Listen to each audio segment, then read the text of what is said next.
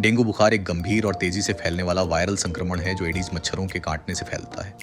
इसे हड्डी तोड़ बुखार, ब्रेक बोन फीवर भी कहा जाता है क्योंकि इसके लक्षणों में शरीर में तीव्र दर्द, जोड़ों और मांसपेशियों में कष्ट और तेज बुखार शामिल होते हैं। डेंगू वायरस के 4 प्रकार होते हैं। टाइप 1, 2, 3 और 4। एक बार संक्रमित होने के बाद व्यक्ति उस विशेष प्रकार के वायरस से आजीवन सुरक्षा प्राप्त करता है, लेकिन अन्य 3 प्रकारों से संक्रमित होने की संभावना बनी रहती है।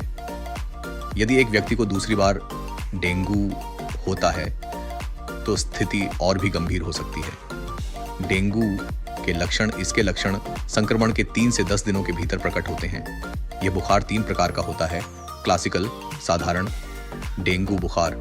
इसमें अचानक तेज बुखार चढ़ना, सिर दर्द, मांसपेशियों और जोड़ों में दर्द, आंखों के पीछे दर्द और अत्यधिक कमजोरी महसूस होना शामिल है।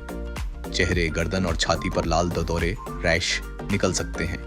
रोगी 5 से 7 दिनों के अंदर ठीक हो जाता है। डेंगू हेमरेजिक बुखार, DHF। यदि साधारण डेंगू बुखार के साथ नाक, मसूड़ों से खून आना, उल्टी में खून आना या त्वचा पर नीले काले धब्बे दिखने लगें तो यह डेंगू हेमरेजिक बुखार हो सकता है। इसमें रक्तस्राव के लक्षण होते हैं और प्लेटलेट्स की संख्या कम हो जाती है। सही समय पर उपचार न मिलने पर यह जानलेवा हो सकता है। Dengue shock syndrome, DSS। यह सबसे गंभीर प्रकार का डेंगू बुखार है जिसमें DHF के लक्षणों के साथ साथ शॉक की स्थिति उत्पन्न हो जाती है। रोगी की त्वचा ठंडी महसूस होती है, नाड़ी तेज और कमजोर हो जाती है और ब्लड प्रेशर कम हो जाता है। यह स्थिति काफी खतरनाक होती है और त्वरित चिकित्सा की आवश्यकता होती है। डेंगू कैसे फैलता है? डेंगू वायरस एडीज मच्छर के काटने से फैलता है जो दिन में भी काटता है।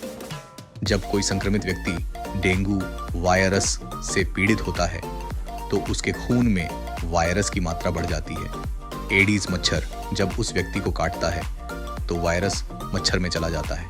इसके बाद यह मच्छर जब किसी स्वस्थ व्यक्ति को काटता है तो वह वायरस उस व्यक्ति के शरीर में प्रवेश करा देता है जिससे डेंगू संक्रमण फैलता है। डेंगू की गंभीरता उम्र और स्वास्थ्य स्थिति पर निर्भर करती है। बच्चों में इसकी तीव्रता अधिक होती है और कभी-कभी यह स्थिति जानलेवा हो सकती है।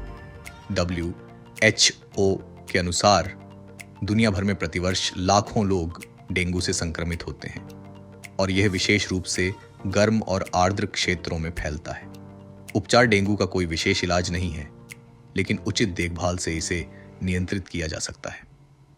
सामान्य लक्षणों वाले मरीजों को आराम, अधिक मात्रा में तरल पदार्थ और बुखार कम करने के लिए पैरासिटामोल दी जाती है।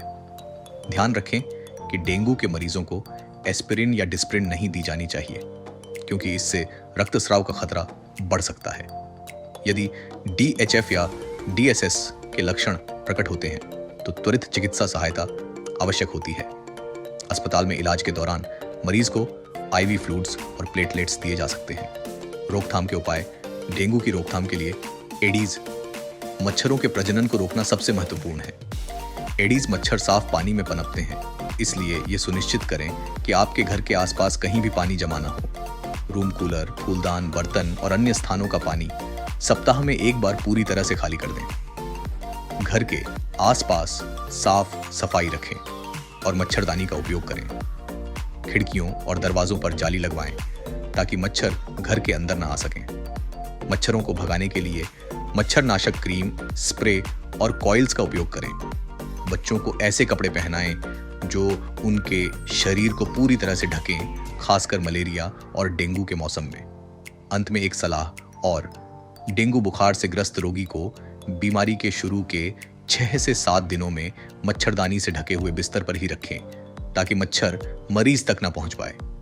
इस उपाय से समाज के अन्य व्यक्तियों को डेंगू बुखार से बचाने में काफी सहायता मिलेगी। यदि आपको लगता है कि आपके क्षेत्र में मच्छरों की संख्या अधिक है तो स्थानीय स्वास्थ्य अधिकारियों को सूचित करें। सही समय पर रोकथाम और सावधानी से आप डेंगू के खतरे से बच सकते हैं। याद रखें, डेंगू से बचाव ही सबसे बेहतर उपाय है क्योंकि एक बार यह बीमारी हो जाने पर इसे पूरी तरह से रोक पाना मुश्किल हो सकता है। इसलिए मच्छरों से बचाव के उपाय अपनाएं और अपने स्वास्थ्य का ध्यान रखें।